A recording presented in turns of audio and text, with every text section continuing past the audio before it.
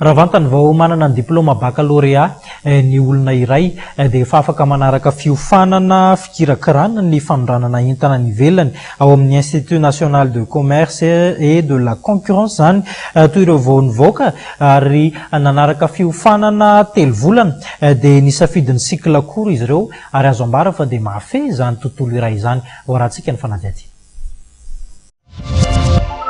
Fampiroboroboana ny fahaiza-manao ny tanora malagasy amin'ny fikirakirana ny fanondranana entana any ivelany. Io no tanjona kendreny ny Institut National du commerce et de la concurrence ka mpianatra miisa 13 no nivoaka tamin'ity sehatra asa ity rehefa avy navita ny fiofanana nandritra ny 3 volana na ny cycle court omaly. Hatreto efa miisa 300 ireo malagasy nanaraka fiofanana tao amin'ity toeram-pampianarana momba ny varotra sy ny fifananana ity. Efa 300 mahery mivoaka ary ny asanay dia mamoaka foana. Fa ny angatana zany ireo ankizy ireo zanaka malagasy ireo ny atsara mivarotra ato amin'ny firenena malagasy no atao. Ny angatana zany mba anampy ny fanjakana anoana ny entimanana hoentindreo ankizy ireo miasa satria ny asan'ny Incc dia manome ny fahaiza-manao.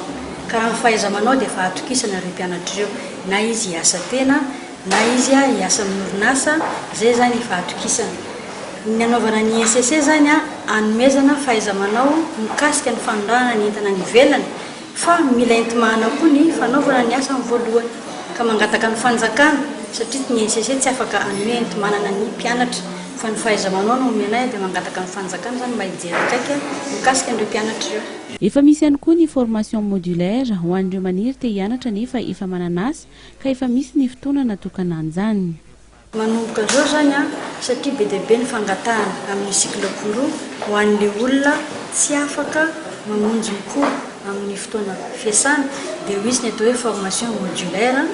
Cycle court ihany izy io fa zany hoe fomba fanaovana azy no miova kely amin'ny fotoana tsy fiasana zany hoe amin'ny 12 ka hatramin'ny 2 dia amin'ny 4 ka hatramin'ny 9. Olona manana ny mari-pahaizana bakalorea no afaka manaraka ny fiofanana ao amin'ny Incc ho an'ny cycle court raha toa ka 10 volana kosa no anatanterahana ny cycle long izay azona diplaoma.